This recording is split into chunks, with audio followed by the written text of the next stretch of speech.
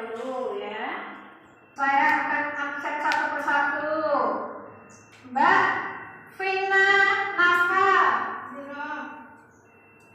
Mbak Karisma Pasa, Mbak Mahra Ashari, Mbak Mila Alif Rahmawati, Mbak Risah Indrayati, Mbak Siti Nur Hamidah. Ya, masuk semua ya? Ya. Baik, sebelum kita menginjak ke materi berikutnya, akan kita mulai yel-yel kita.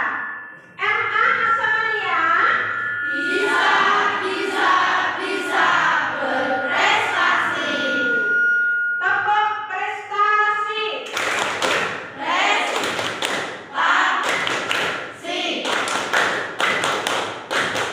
Prestasi. Ya, bagus sekali. Ya.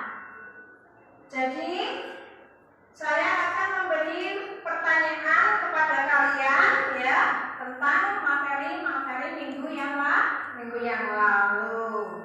Coba Mbak Mahra Ashari ada?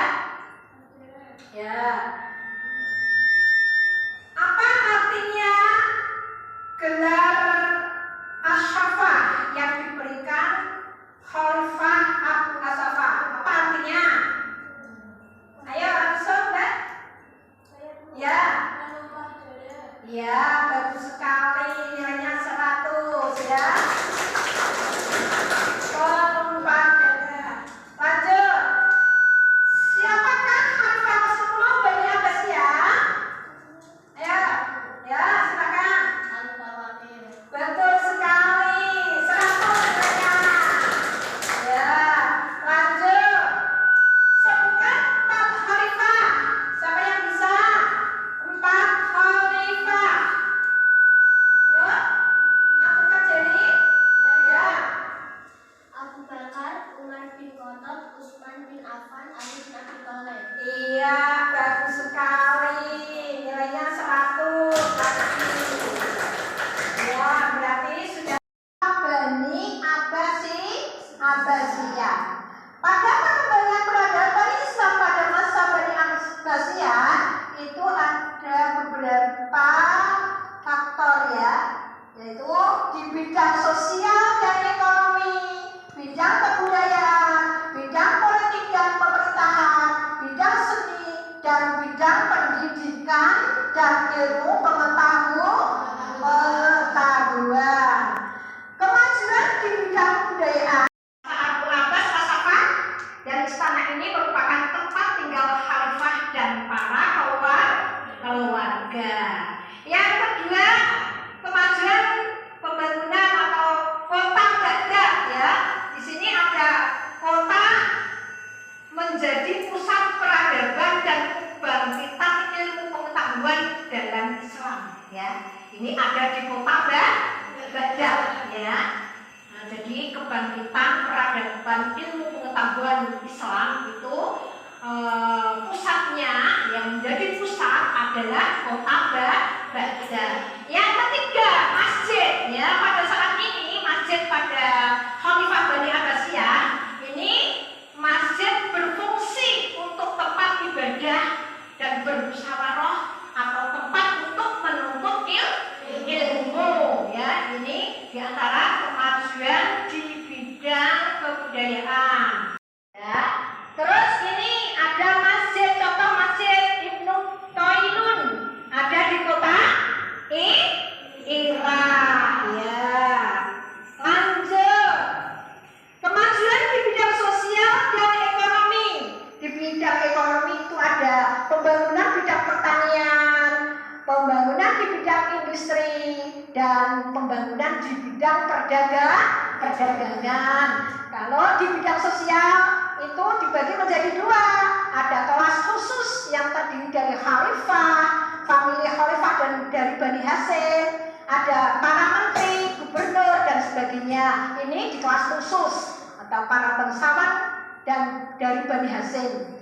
Yang kelima, para tentara dan pembantu istana. Ini masuk di kelas khusus. Kalau di kelas umum itu ada seniman, ya, para ulama, fuqaha dan pujangga, ada para saudagar dan para pengusaha dan para tukang atau para petani. Ini kemajuan di bidang sosial. Ini ada dua kelompok, yaitu kelompok khusus dan kelompok umum. Lanjut. Yang pertama, langkah pertama, memperlakukan ahli zimma. Ahli zimma itu penduduk Islam, ya, dan mawali itu penduduk Islam non Arab, ya. Jadi pada saat itu diperlakukan, ya, seadil-adilnya, ya, serta menjamin hak milik dan jiwa mereka hingga mereka mau kembali bertani atau bercocok tanam atau berladang. Yang kedua, mengambil tindakan keras terhadap pejabat yang berlaku kejam terhadap para petani, ya. Yang ketiga, memperluas daerah pertanian di segenap wilayah, terutama wilayah Mesir. Yang keempat, membangun bendungan-bendungan irigasi, ya, sehingga irigasi ini bisa untuk mengairi daerah pertanian. Ini di bidang pertanian. Terus di bidang perdagangan, cara-cara untuk memajukan perdagangan itu diantaranya, ya, supaya perdagangannya itu maju lebih pesat, itu diantaranya membangun pasar-pasar di berbagai kota, ya, mengadakan pameran-pameran perdagangan, membangun jalan-jalan atau untuk sarana transportasi, lalu lintas, ya, agar lalu lintas itu supaya lancar. Terus empat, mengadakan perdagangan dengan negara-negara lain, dan selanjutnya atau yang terakhir, membentuk armada-armada lain untuk melindungi pantai dari serangan bajak laut, ya. Ini dari sektor perdagangan. Dari bidang industri, ya, ini yang pertama Basrah, itu tempat produksi sabun dan gelas. Ini di kota Basrah. Terus di kota Kufah ada industri sutra. Di Persia dan Khurasan industri barang tambang. Di Khuzestan ada industri tekstil sutra yang bersulam, ya, ini di kota Khuzestan, ya, ada industri tekstil sutra yang bersulam. Bersulam itu apa? Ya, menyulam, ya. Terus yang kelima di Khurasan, di kota Khurasan itu ada industri wool, ya. Dan terakhir di kota Baghdad, ini sebagai ibu kota negara yang memiliki berbagai industri seperti 400 pabrik gelas, ya, dan 3.000 kilang keramik dan 400 kincir angin, dan memiliki industri-industri yang lainnya. Ini di kota Baghdad. Kota Baghdad ini adalah salah satu kota yang menjadi ibu kota pada zaman Khalifah Bani Abbasiyah. Pengaruh Arab dan Persia. Ini khalifah yang memerintah adalah Abu Abbas As-Saffah. Periode kedua, ini pengaruh, ya, periode ini masih pengaruh dari Turki, ya. Ini yang menjabat atau yang menjadi khalifah adalah Al-Mutawakkil, ya. Al-Mutawakkil Al-Muqtafi, ya. Ini pada periode kedua. Pada periode ketiga, pengaruh Persia II, ya. Jadi periode ini masih dipengaruhi oleh Persia II. Waktu itu yang menjabat khalifah pemerintahan adalah Al-Qaim An-Nasir, ya. Al-Qaim An-Nasir. Dan yang terakhir adalah periode 5, periode non pengaruh. Maksudnya periode non pengaruh ini tidak dipengaruhi oleh Turki, Arab dan lain sebagainya. Ini yang memerintah khalifahnya adalah An-Nasir Al-Muqtasim, ya. An-Nasir Al-Muqtasim. Ada pusat studi ahli agama.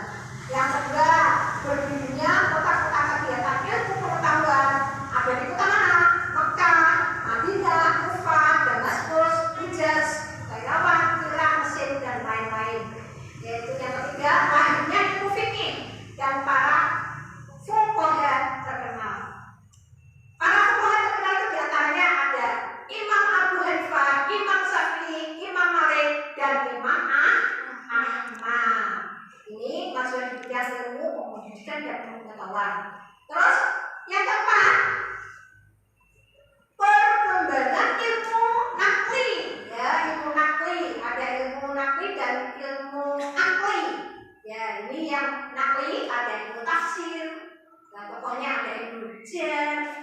atau ilmu Jafir At-Tabari, ada ilmu hadis, tokohnya antara lain Imam Bukhari, Imam Muslim, dan lain sebagainya. Ada ilmu tasawuf, tokohnya antara lain Imam Ghazali, Syahabuddin, dan lain sebagainya. Ilmu bahasa, tokoh-tokohnya diantaranya Sibawayh atau Al-Farad, dan lain sebagainya. Yang terakhir, berkembangnya ilmu akli. Ilmu akli ini seperti ilmu kedokteran, ya. Ilmu akli seperti contohnya ilmu yang memakai akal pikiran, yaitu ilmu kedokteran. Ini tokohnya adalah Al-Tib. Ada ilmu filsafat, ilmu falak, ilmu pasti atau geografi, sejarah, farmasi, dan kimia. Ini termasuk berkembangnya ilmu akli. Akli itu yang diterima dari pemikiran atau akal manusia. Selanjutnya ini bapak kedokteran modern, ya. Ini adalah bapak siapa? Al-Farid, ya. Ini. Lanjut. Berikutnya kemajuan di bidang seni, ya. Di bidang seni ada seni bahasa. Cirinya, ya, pada zaman Abbasiyah itu pertama mengutamakan keindahan kata, pengutaraan keindahan ada, ya. Cara pengembangannya sebagai berikut: mendirikan sebuah musik, menyusun dan menuliskan buku tentang musik, mendirikan pabrik-pabrik alat musik, mengadakan les, ya, atau lomba musik. Nah, ini diantaranya dari seni bahasa atau seni musik. Atau seni rupa, ada ukiran huruf dan wujud lainnya di gedung atau di dinding-dinding istana, ukiran ayat Al-Quran, hadis pada mimbar atau dinding atau kelar-kelar di mihrab, ya. Terus ada kubah, ya, atau kubah itu tempat ibadah, tempat ibadah. Selanjutnya seni bangunan atau arsitektur, bangunan arsitektur masjid, ya. Ini masjid sama-sama ibadah. Ada masjid yang terbuat dari batu bakar atau mempunyai fungsi jalan spiritual untuk naik ke menara masjid. Masjid itu turun, ya, dihiasi ornamen khas Islam dan menaranya persegi dan tangganya itu melingkar, ya. Ini tadi, ya. Ini kota mempunyai Istana Kornjabat yang luasnya 160 hektar persegi, ya, kota Samarang. Kota ini nyaman, indah, dan teratur, dihiasi dengan 17 istana mungil, ya. Hari ini selanjutnya kalian akan saya bagi kelompok untuk menjadi 3 kelompok mendiskusikan, ya. Mungkin ini nanti sebagai bahan diskusi kalian. Mereka faktor yang mendukung keberhasilan pembentukan Bani Abbasiyah. Faktor yang mendukung keberhasilan pembentukan Bani Abbasiyah. Untuk kelompok 3, ya. Sebutkan dan jelaskan sistem kepemimpinan Bani Abbasiyah. Ya, sudah semua, ya. Sekarang kamu membentuk kelompok untuk didiskusikan sama teman-teman kalian. Langsung saja.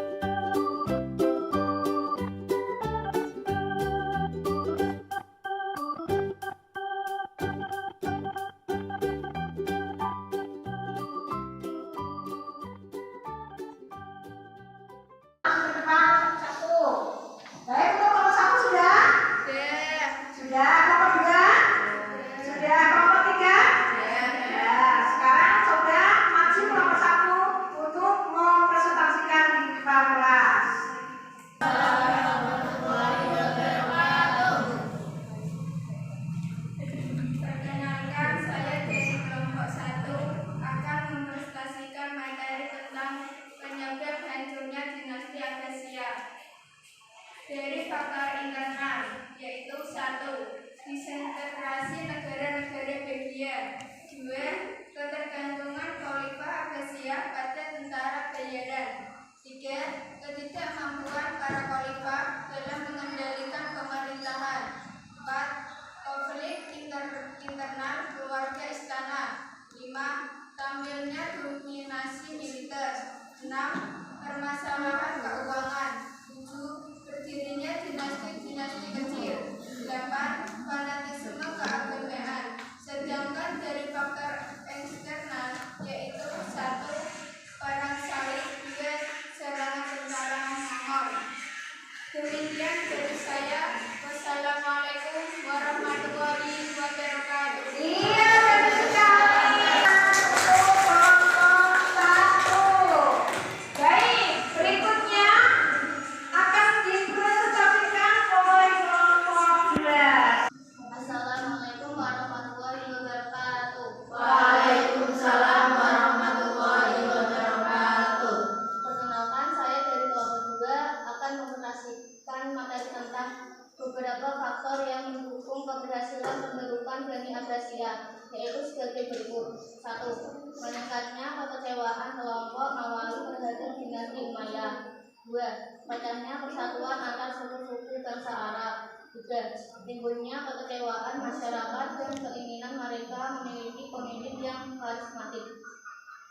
Demikian dari saya. Apabila ada kesalahan atau kekurangan, mohon maaf dan sebaik-baiknya. Wassalamualaikum warahmatullahi wabarakatuh.